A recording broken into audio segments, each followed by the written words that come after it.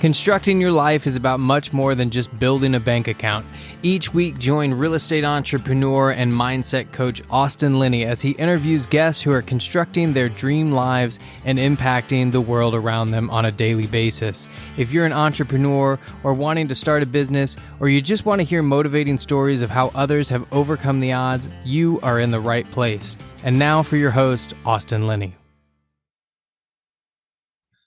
Guys, welcome to Construct Your Life. This is Austin Linney here, and I have the honor of having not one, but two guests today. So how are y'all doing?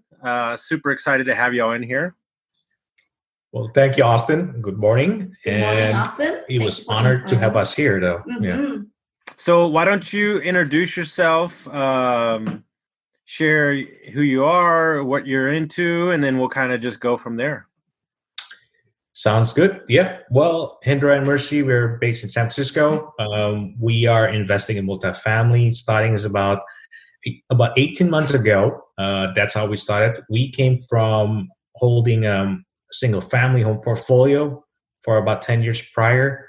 And, just about 2 years ago, almost 2 years ago, we decided to jump into multifamily just because we felt like the portfolio we have is not scalable fast enough to fund our son college tuition. And that's the reason why, we start jumping, looking to multifamily, something that more economical scales. And that's how we began. And, not everybody would believe that maybe are you investing in the Bay Area or are you investing in other markets? No, always Not out of at state, all. though. There's no way that it could work. Not in the blue state, yes. Yeah. But what I love about it is, that's such a scary part for so many people. And what I love about multifamily, and I'm sure you'll talk about this, is that it's really a family atmosphere. So just because you're in the Bay Area doesn't mean that you can't have somebody boots on the ground or you can't go out and visit, right? It truly is. Right. Because the due diligence on a process like this is a lot longer than a single family. Absolutely. That's really true. I mean, it's all about partnership, right? I mean, our eyes will start getting open up the moment we jump into multifamily, because typically in the single family, you and I might be after the same house, and then you might be competing, and that's pretty much it. But in a multifamily, it's a little bit different, right? You and I might be after the same property, and then, hey, it still could be a possibility we could be a partner up in some fashion to take down the properties, right? The deal that we are working on right now, we literally call it coast to coast partnership. I got a deal that coming from a broker that live in Kentucky. I'm in California. My other partner's in New York. The other partner's in Kansas, and the property is actually in Kansas. And all this, you just blend it all together. It doesn't make any sense if you're coming in single family, but in multifamily, it perfectly makes sense. And it truly is. I don't know, man. I think there's something fun about that too. It's like, I've never hung out for a long time in Kansas, but it sure be a fun weekend to get everybody in together, and I think that's what I'm sure that's what you noticed moving from single family into multifamily. There's just such a camaraderie. There's such a great atmosphere about it, Absolutely. Yep. I mean, Mercy probably can testify. I like to connect with people, talk with people. So I have a blast, right? Talking about multifamily. And I don't know about you, though. You can tell, speak, your experience, multifamily. What do you enjoy the most, I guess? Well, in this investing, something that I really enjoy is you have the human touch of it. You can connect with people. In the past, you can do Bitcoin, right? Or stock option. You talk with your brokers, but here it's a little bit different. There is a connection. There is a networking portion of it. So I really enjoy it. Yeah. Mm-hmm.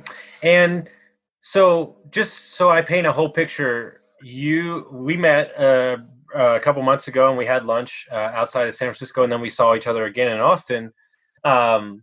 your wife Mercy no longer works her current job, right? It's totally focused on multifamily Yeah. currently. So Yeah. we'll take turn. We'll take turn. So I start first. Okay. Well, I always want to be, start a business. And then last year when Hendra kind of give me a book, Wheelbarrow Profit book by Jake and Gino Barbaro Books, I read about it, and it makes sense to me. So starting with reading first. Yeah. Get No, education. Yes. and that's how you and Henry, what do you do currently? What's your day job? So I'm a technology consultant. I've been implementing a software for enterprises. Yeah.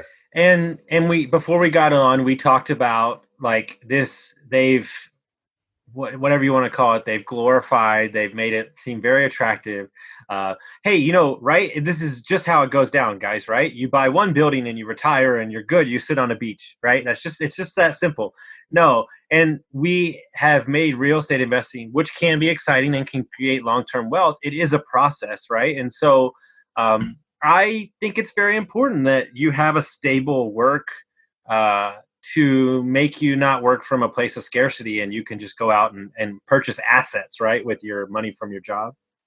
That's exactly the plan, right? I mean, a lot of people are jumping too soon or without any plan, right? I mean, in the reality, can real estate make you wealthy and then retire from your W-2 job? Obviously, but it takes time. It doesn't really happen overnight. I mean, I've seen a lot of people say, hey, I want to get a business. I want to buy a business.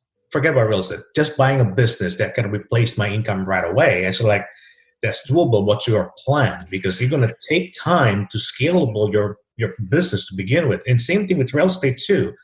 I mean, in reality, you got a cash flow, but how much is your monthly expenses going to be? It's like 3,000, 4,000.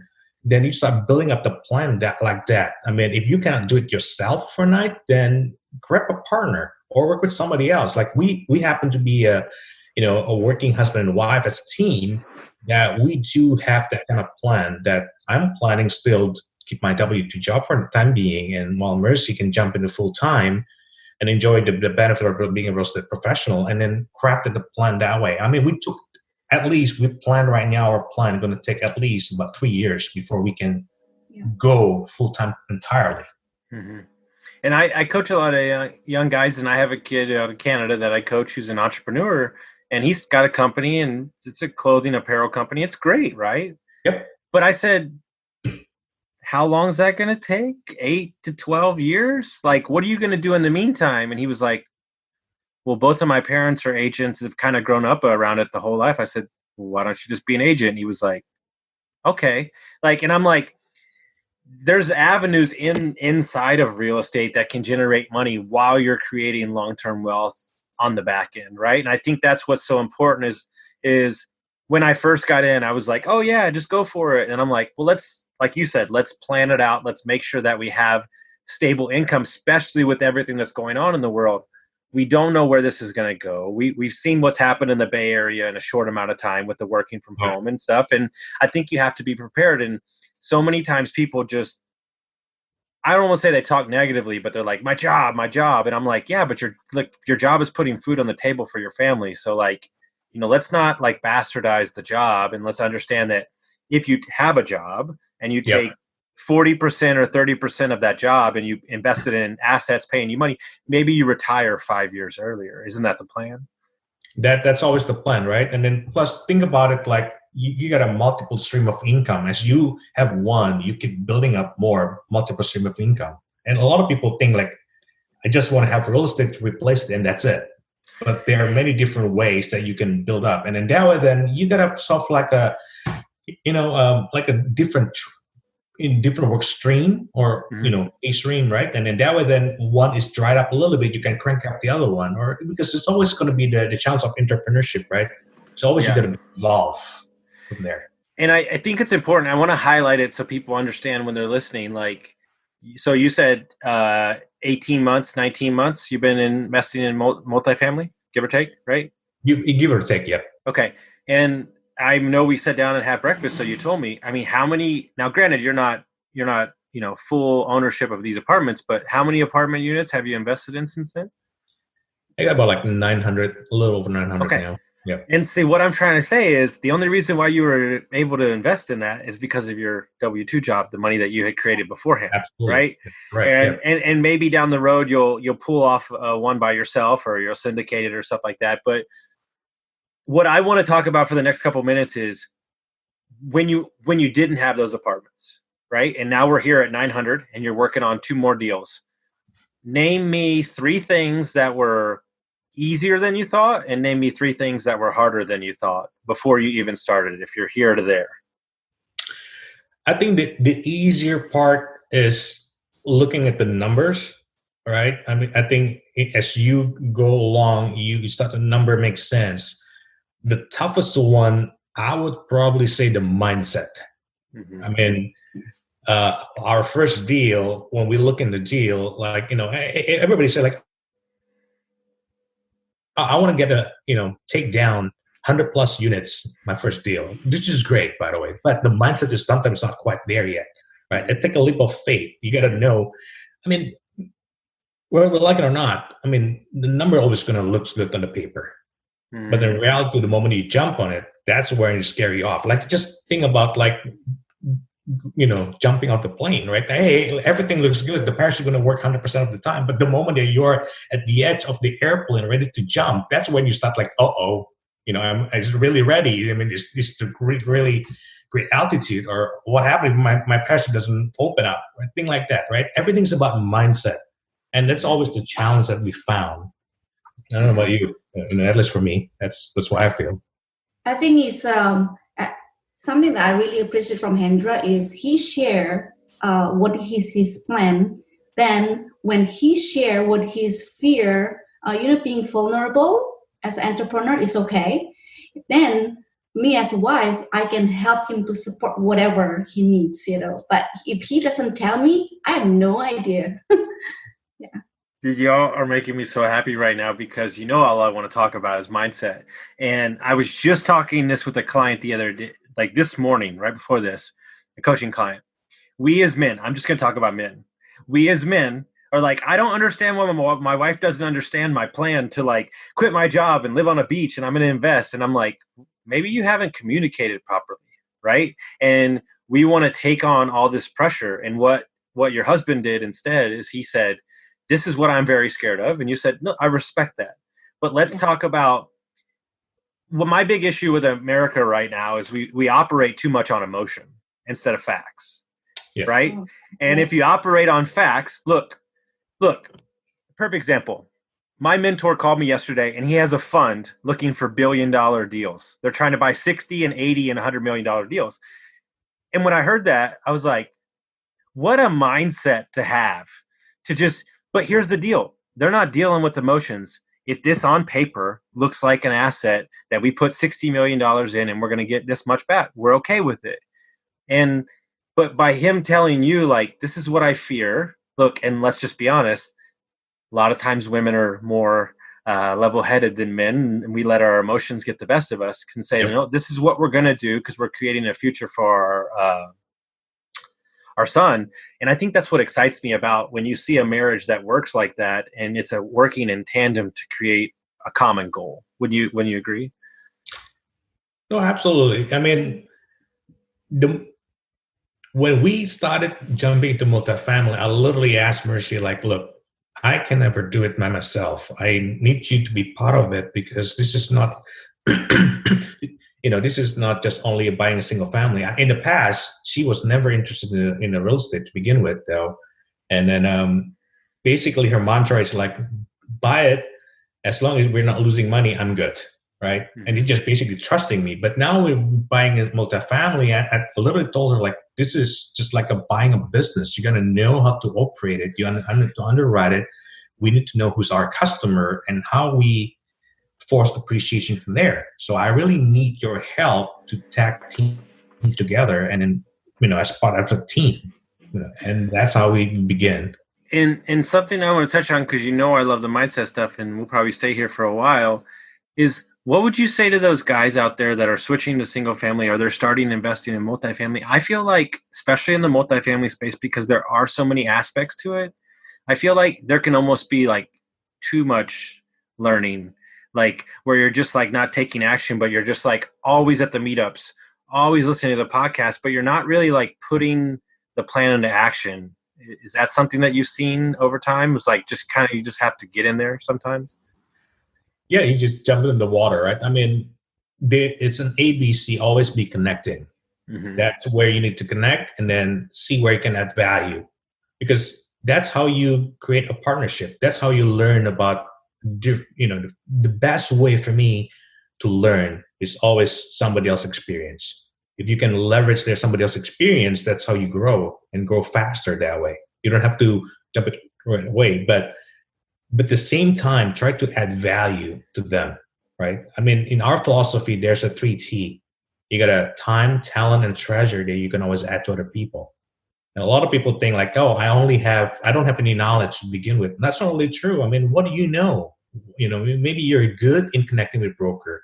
You're good in an acquisition, right? That's a value that you can bring to a person that you connect with. Maybe you have the time in the world that you can help become the boots on the ground, or checking on the properties, or maybe treasure. Treasure doesn't necessarily have to be your own money, your own capital. Maybe you're connected with high network people that you able to leverage that connection and helping out each other. Right? Mm-hmm. That's all the thing that you trying to connect with people and add value, and then that's how you grow, and then that's how the multifamily business that you can jump into. I love that. I'm gonna steal that. That's really good. I like that a lot. I'm gonna pull out that clip and just play it for everybody. So let's talk about the mindset part, which you clicked on. How have you cultivated a mindset for both of y'all that allows y'all to be able to pull the trigger on these deals, or more importantly, like I find y'all to be two of the most lovely people to be around. Like, I'm sure you don't have all your amazing days. Like, everybody's, a human, but I find it to be so positive, right? And so uplifting, and you're just happy to connect, and you're loving the game of like connecting and networking. So talk about the journey on that. Because, when we had breakfast, you shared so much wisdom, and your point of view on life, both of y'all's, is just so amazing. So talk about, did that start with personal development? Where did you find that? Kind of, where did that whole thing stem from? Well, I think, in my opinion, that when we start something, it never been on the right time, right? Always been something happen. But the most important thing is just take one action a day. You mentioned to us that with the multifamily, you have to keep learning, you have to be connecting everything. Until today, every Monday, Wednesday, Friday, I schedule myself to hear a podcast. And then Tuesday and Thursday, I have to read an article. So every day I have to read 15 minutes about a lot of books, and then connecting with the coach and everything. So never been in the perfect time, but the most important thing is keep doing it. My coach, we have a few coaches, keep mentioned to me that move the needle. So that is kind of it's in my image that, am I moving a needle today? Mm-hmm.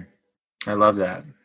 It's all about progressive mindset, right? I mean, and in Simon Sinek, this is an infinite game. I mean, you will never arrive anyway, but this is a journey. If you enjoy the process, the success, it will come by itself, right? The most important thing is like, enjoying the process. Small little things that you do, just make sure that you improve on the daily basis. Because a lot of people, they got buyout because of the shiny object syndrome. Like, oh, I want to get 1,000 units. I got 3,000 units. That's great. But hey, why don't we start with 2, 3, 4 and grow from there? Because you grow as you learn and you grow yourself. And then that's how you grow as a human being too. Small little things will make a big days, right? Small little tweak. 100%. And I look at a simple thing as like, I've lost like 60 pounds, like almost 70 pounds, right? Like, that doesn't happen. Like, I decided on Tuesday and then Wednesday I lost. Like, it's been a 2-year process, but it's those little markers that you hit every now and then that keep you going.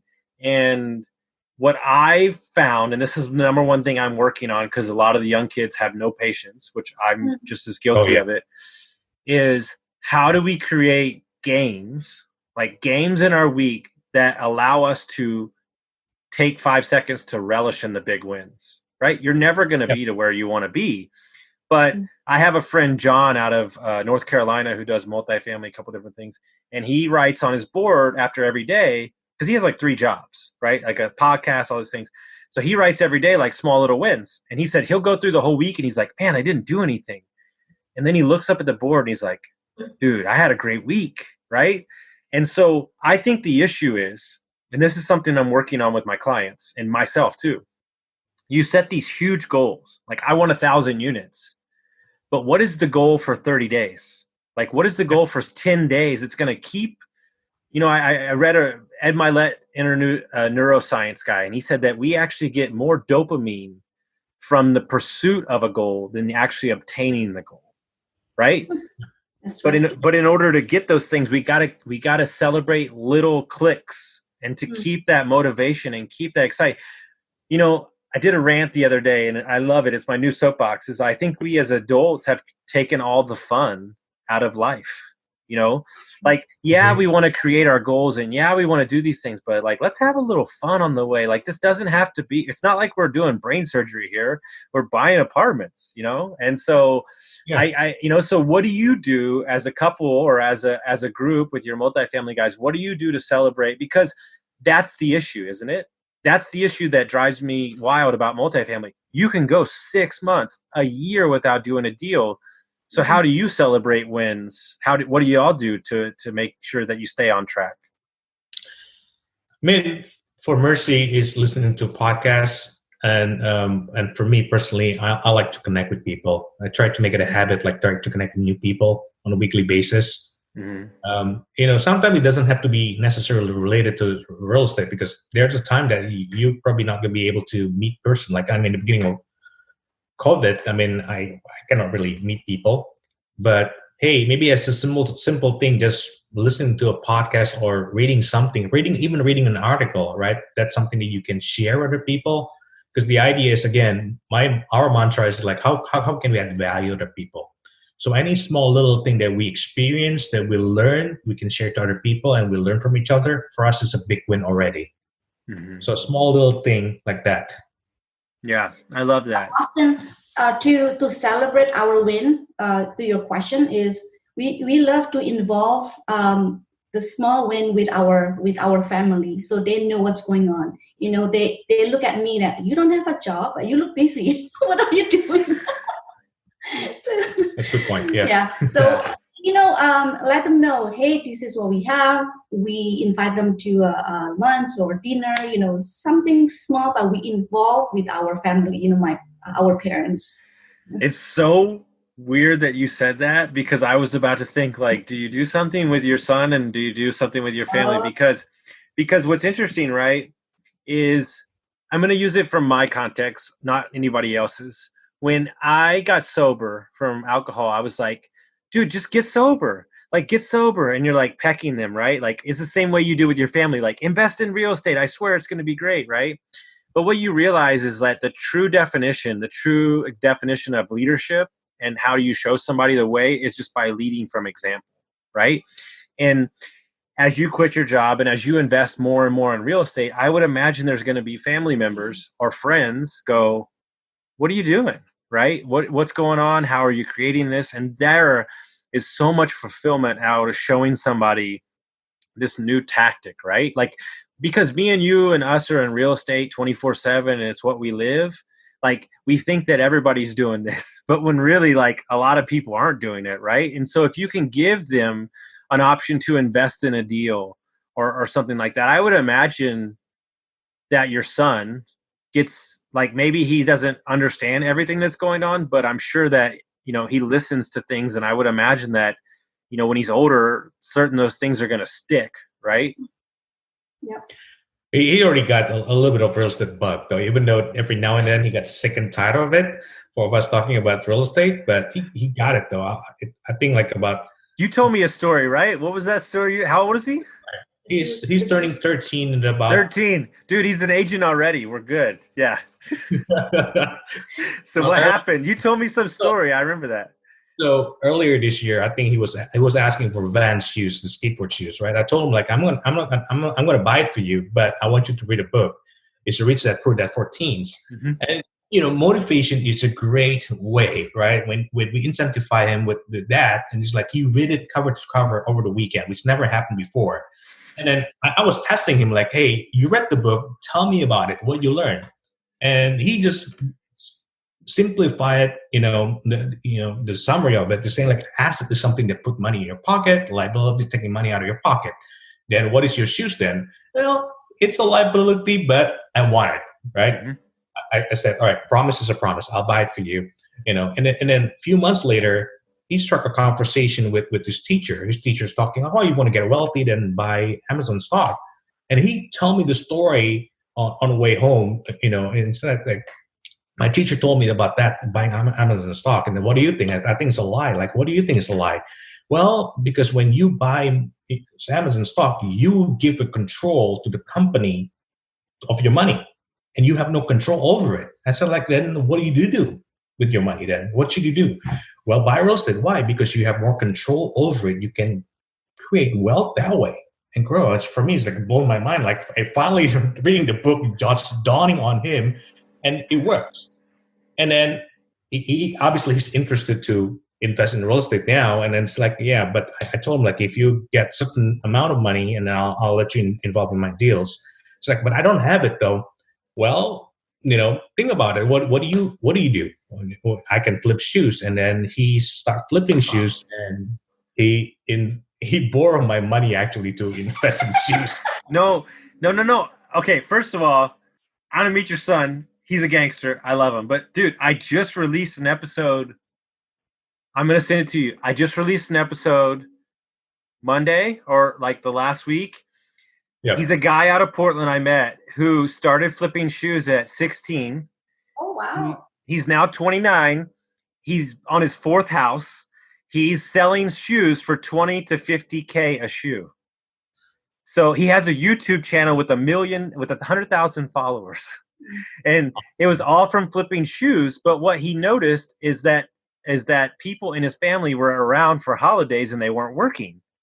And he goes, wait, you're not working. What are you doing? We own KFC's, Taco Bell's, McDonald's. And he goes, oh, so real estate creates passive income. Okay, that's great. I'm going to take the money from my shoes and buy real estate. So what I'll do for you is I'll set up a call between him and your son. How much will he love that?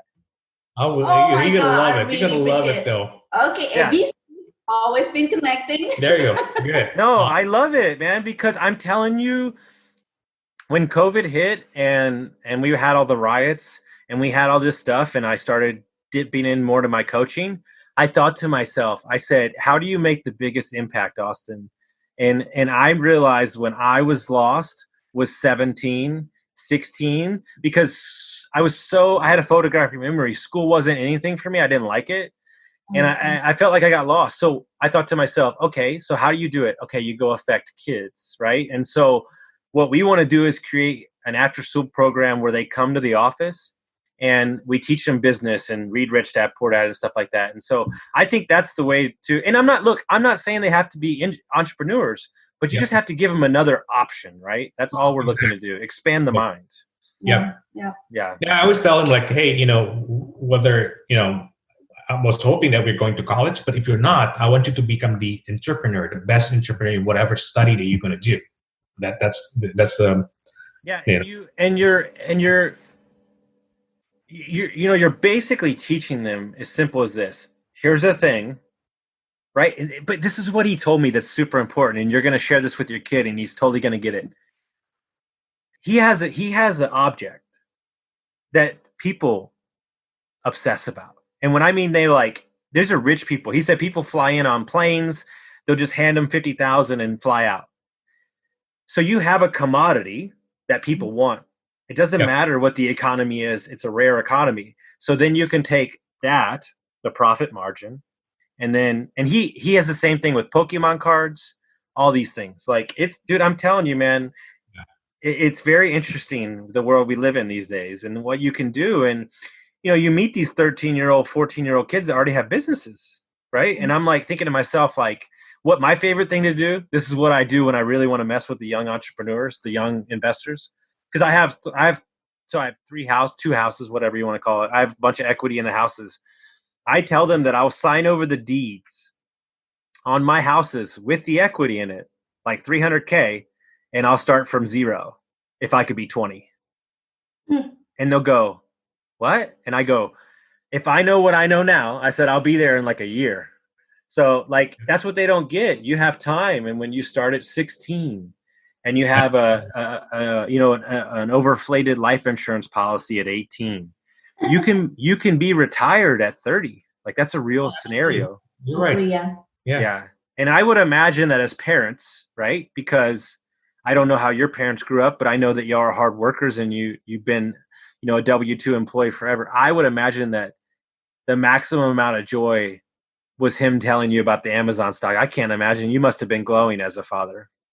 Oh, we are. I mean, we are. That's our proudest moment, as a parent, right? I mean, Yeah. you work. And it's one of those things where, yeah, man, it would be really cool to give him like, 0.5% of a multifamily deal and be like, now you're going to do these jobs. And man, if he saw a return from that, he'd be like, oh, this is crazy, and I just get so much joy out of like teaching them that there's so many options available. And so on a day-to-day basis to create this mindset and to create these things, what are you doing besides listening to podcasts? Do you prescribe to the Miracle Morning? All those things. Like, what are you doing on a day-to-day basis to keep the mindset, sharp as possible? I mean, for me personally, not necessarily a Miracle Morning, but I'm doing a lot of devotion. Right, we're a faith-based couple, faith-based family, so we do devotion. Reading the word of the Lord. It's just basically that's what I do. That's where I find my calmness, and finding a focus and the purpose and hope, right, and faith, right? That's how I grow it on a daily basis. That's what my anchor on a daily basis. For sure. Mine is, I like to do a journaling, when we want to lose weight, when we want to accomplish something, we put down on the paper. I do have this intentional journal that I purchased from Bigger Pockets brand journal, I believe. So I write it down, my daily activities a night before. So I think that the fundamental is to capture my mind before it flies, So journaling and then plan it. Yeah, I wouldn't know anything about that. Yeah, but so while we wrap this up here, I want to spend the last couple of minutes. Somebody is new to multifamily or they're just thinking about getting started. Give me 5 areas or 5 things. Should they run out and get a coach right away? Like, what are the things that they should be doing for the next 6 months if they want to move into multifamily? I would say, before you do any investing, invest in yourself, whether it's through mindset, education, or relationship. A lot of time people I want to invest, but they forgot that the first thing they need to do, you got to invest in themselves. Get educated, right? I mean, get a coaching if you can afford it. But at the end of the day, you got to invest in yourself first. Through a relationship, through somebody else that done it before, right? Because at the end of the day, it's literally a team sport. We're talking about 5 minutes and above. You gotta work with somebody or have a relationship with somebody already done it before. Whether through a coach or seasoned investor, and learn from them. And that's from our experience, though. Yeah, and for me, it's focus on your health. Increase your energy level. Take care of yourself physically. If you're sick or your mind is foggy, cloudy, it's really hard to move faster. No, I agree. And any time that somebody comes to me or they're not exactly where they want to be, I said, it starts with health. Like we discount water. Like, right? I know it sounds like, but it's so ridiculous. Like this thing that makes up like 60% of our body and we don't pay any attention to it. Right. And what I try to tell people is like, look, as far as working out, like, I don't need you to be like, I don't need you to go Michael Jordan on it. Like, you don't got to go crazy, but like 30 minutes a day, 20 minutes a day, walking, whatever, you're just creating that habit of this is what I do. And it'll show up in other areas of your life. I know that for sure. Absolutely.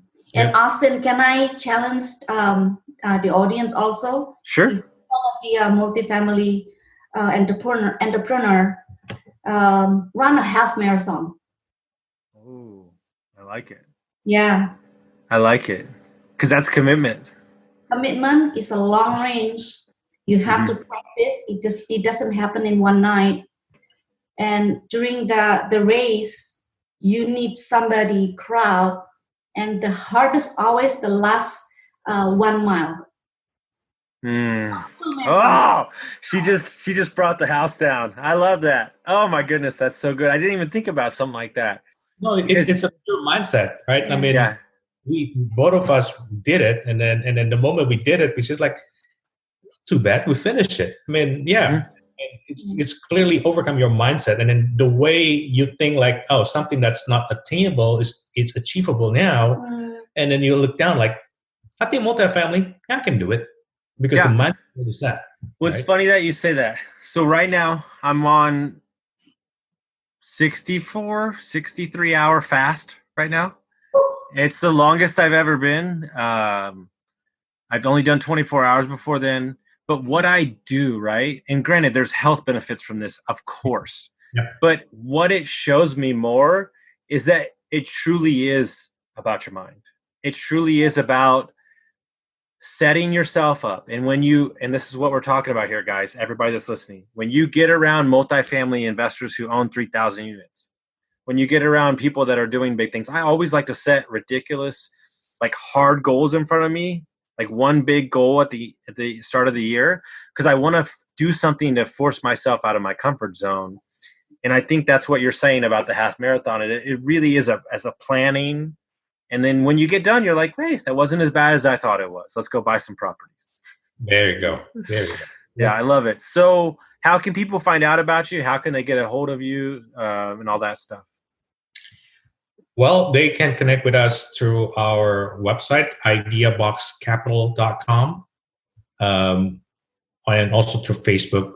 I can provide you my Facebook link, Hendra Tambunan, Hendra Tambunan, Tambunan. Love to connect with people and help them get started in multifamily too, if they're interested. No, I love it. And I just want to thank y'all so much for your time, guys. Guys, if you enjoyed this episode, make sure you share it to your friends, and we really appreciate y'all for listening. Thank you so much, guys.